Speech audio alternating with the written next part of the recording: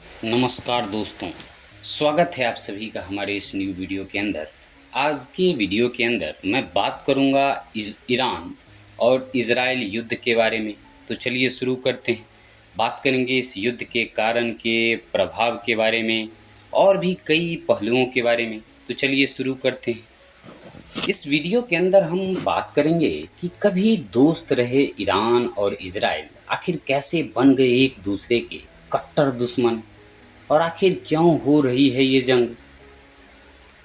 Iran और Israel के बीच चल रहे संघर्ष की वजह से दुनिया में टेंशन फैली हुई है। ईरान और इजराइल के चल रहे संघर्ष पर दुनिया की नज़रें टिकी हुई है। दोनों देश लगातार एक दूसरे पर लड़ाकू विमानों और मिसाइलों के जरिए हमले कर रहे हैं। यहाँ हैरानी वाली बात यह है कि एक समय ईरान और इजराइल के बीच अच्छी दोस्ती थी। यहाँ तक कि इजराइल ईरान को हथियार भी देता था, लेकिन फिर हालात ऐसे बदले कि आज दोनों देश एक दूसरे के खून के प्यासे बन चुके हैं। खाड़ी के दोनों देश आज के वक्त में एक दूसरे को देखना तक पसंद नहीं करते हैं। हालांकि अब यह सवाल यहाँ उठता है कि आखिर ऐसा क्या हुआ कि मिडिल ईस्ट के दो देशों की दोस्ती खराब हुई और फिर वे दुश्मन बन गए।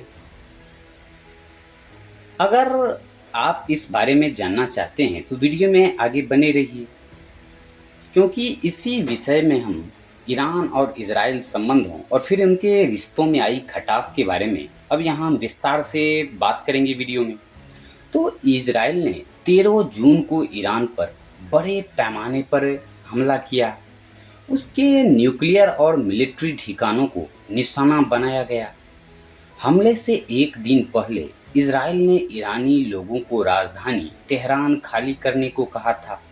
इजरायली प्रधानमंत्री बेंजामिन नेतन्याहू ने कहा कि ऑपरेशन राइजिंग लायन लॉन्च किया गया है ताकि इजराइल की सुरक्षा के लिए ईरानी खतरे को मिटाया जा सके। इजरायली हमलों के बाद ईरान ने भी जवाब कार्रवाई की। उसने इजराइल पर 100 से ज़्यादा मिसाइलें दागी। ईरानी मिसाइलों ने इजराइल की राजधानी तेल अवीव समेत कई शहरों को निशाना बनाया। ईरान ने ऑपरेशन ट्रू प्रॉमिस 3 के तहत इजरायली शहरों पर मिसाइली हमले किए। हालांकि इजरायली हमलों में कई सारे टॉप ईरानी मिलिट्री अधिकारियों की मौत हुई, जिसमें इस्लामिक रेवोल्यूशनरी गार्ड कॉर्प्स यानी कि IRGC के कमांडर हुसैन सलामी भी शामिल थे। कई न्यूक्लियर साइंटिस्ट भी इजरायली हमलों में मारे गए। लेकिन ईरानी हमलों में सिर्फ शहरों को नुकसान पहुंचा है, जबकि कुछ दर्जन लोगों की मौतें हुई हैं। यदि आगे वीडियो में बात करें कि ईरान और इजराइल के शुरुआती रिश्ते के बारे में, तो बात सन 1948 ईस्वी में इजराइल एक देश के तौर पर अस्तित्व में आया। उस समय बहुत से मुस्लिम बहुल देशों ने इसे मान्यता देने से इनकार कर दिया था। हालांकि ईरान ने ऐसा नहीं किया और इजराइल के साथ अपने रिश्ते बनाए रखे। भले ही ईरान ने आधिकारिक तौर पर इजराइल को मान्यता नहीं दी, लेकिन दोनों देशों ने साझा मुद्दों पर अपने रिश्ते बनाए। ईरान और बाकी अरब देशों के रिश्ते अच्छे नहीं थे, क्योंकि वह एक शिया बहुल मुल्क था। ऊपर से इजराइल भी एक यहूदी बहुल देश बन चुका था। मिडिल ईस्ट के बदलते हालातों को देखते हुए इजराइल के प्रधानमंत्री डेविड बेन गुरियन ने पेरीफेरी डॉक्ट्रिन को अपनाया ताकि अरब देशों से निपटा जा सके। ईरान भी अरब मुल्कों से काफ़ी ज़्यादा परेशान था। उस समय ईरान पर शाह मोहम्मद रेज़ा पहलवी का शासन था और वह अमेरिका समेत पश्चिमी मुल्कों के साथ अच्छे संबंध बनाए हुए थे। अमेरिका के ईरान और इजराइल दोनों के साथ अच्छे रिश्ते थे। इस वजह से ईरान और इजराइल भी एक दूसरे के करीब आ गए। ईरान इजराइल को तेल भी देता था। यदि अब वीडियो में आगे बात करें कि आखिर इजराइल और ईरान के रिश्ते कैसे बिगड़ने शुरू हुए, तो बात सन 1979 ईस्वी की है। सन 1979 ईस्वी में इस्लामिक क्रांति के बाद शाह का शासन खत्म हो चुका था और इस्लामिक रिपब्लिक ऑफ ईरान की स्थापना हो चुकी थी। इस्लामिक क्रांति के बाद इजराइल को लेकर ईरान का रुख बिल्कुल बदल चुका था। इजराइल को फिलिस्तीनी ज़मीनी कब्जा करने वाला देश के तौर पर देखा जाने लगा था। ईरान के supreme leader ayatollah Ruhollah Khomeini ने इजराइल और अमेरिका को शैतान बताया। उनका कहना था कि ये दोनों देश मिडिल ईस्ट में सबसे ज़्यादा दखल अंदाजी कर रहे हैं। कुल मिलाकर इस्लामिक क्रांति ही वो पल था जिसके बाद ईरान और इजराइल की दुश्मनी की शुरुआत हुई। ईरान मिडिल ईस्ट में अपनी मौजूदगी बढ़ाना चाहता था। अमेरिका, इजराइल और सऊदी अरब उसकी राह में रोरा बने हुए थे। इन तीनों देशों से निपटने के लिए ईरान लगातार कोई न कोई ऑपरेशन चलाता रहा। सन 1979 ईस्वी के बाद दोनों देशों के रिश्ते खराब हुए, लेकिन ईरान और इजराइल कभी सीधे तौर पर जंग लड़ने की कगार पर नहीं पहुंचे। इजराइल कभी कभार ईरान पर हमला करता रहा। 2010 ईस्वी में इजराइल ने ईरान के कई न्यूक्लियर ठिकानों पर हमले किए, जिसमें कई सारे वैज्ञानिक भी मारे गए। इजराइल का कहना था कि ईरान परमाणु बम बना रहा है, जो उसके अस्तित्व के लिए खतरा है।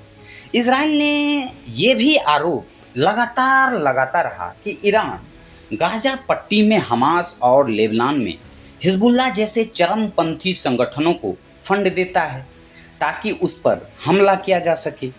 ईरान ने भी कई बार इजरायली हमलों का जवाब देते हुए इजराइल पर अटैक किया है, जिसमें मौजूदा अटैक भी शामिल है। यदि बात करें वर्तमान युद्ध के बारे में, तो ईरान और इजराइल के बीच 13 जून सन 2025 ईस्वी को जंग शुरू हुई थी। 13 जून की सुबह इजराइल ने ईरान पर हमले किए। इजरायली सेना की तरफ से बताया गया कि उसने ईरान के परमाणु ठिकानों को टारगेट किया है, क्योंकि ये इजराइल की सुरक्षा के लिए बड़ा खतरा थे। 15 जून को ओमान में ईरान और अमेरिका के बीच परमाणु कार्यक्रम को लेकर वार्ता प्रस्तावित थी, लेकिन उससे पहले ही इजराइल ने अटैक कर दिया और ये वार्ता टल गई। दोनों देश युद्ध में कूद पड़े। ईरान ने इजराइल की राजधानी तेल अवीव तक अपने मिसाइलों से वार किया। इस युद्ध में 22 जून को अमेरिका भी कूद गया और उसने अपने B-2 बॉम्बर से ईरान के परमाणु ठिकाने पर हमला किया। पलटवार करते हुए ईरान ने भी 23 जून को कतर में अमेरिका के सैन्य ठिकानों को निशाना बनाया। इसके कुछ घंटे के अंदर ही अमेरिका के राष्ट्रपति डोनाल्ड ट्रंप ने ईरान और इजराइल के बीच सीज फायर होने का ऐलान कर दिया। इस तरह 12 दिन की भीषण लड़ाई के बाद युद्ध विराम हो गया। तो आशा करता हूँ कि ये वीडियो आप लोग को अच्छा लगा होगा। कुछ नई जानकारी ईरान और इजराइल से रिलेटेड, इस युद्ध से रिलेटेड, इस युद्ध इतिहास से रिलेटेड सीखने को मिली होंगी। यदि ये ऑडियो बुक अच्छा लगा हो तो प्लीज़ वीडियो को अधिक से अधिक लाइक करें, शेयर करें, सब्सक्राइब जरूर करें और कमेंट सेक्शन के अंदर अपना महत्वपूर्ण फीडबैक, सजेशंस, वीडियो के प्रति राय, आगे आप किस टॉपिक पे वीडियो देखना चाहते हैं, किस टॉपिक से रिलेटेड वीडियो देखना चाहते हैं, ज़रूर लिखें, ज़रूर बतावें। फिलहाल आज के वीडियो के अंदर इतना ही। मिलेंगे आप सबों से फिर कल किसी नेक्स्ट टॉपिक के साथ। तब तक के लिए थैंक्स फॉर वॉचिंग।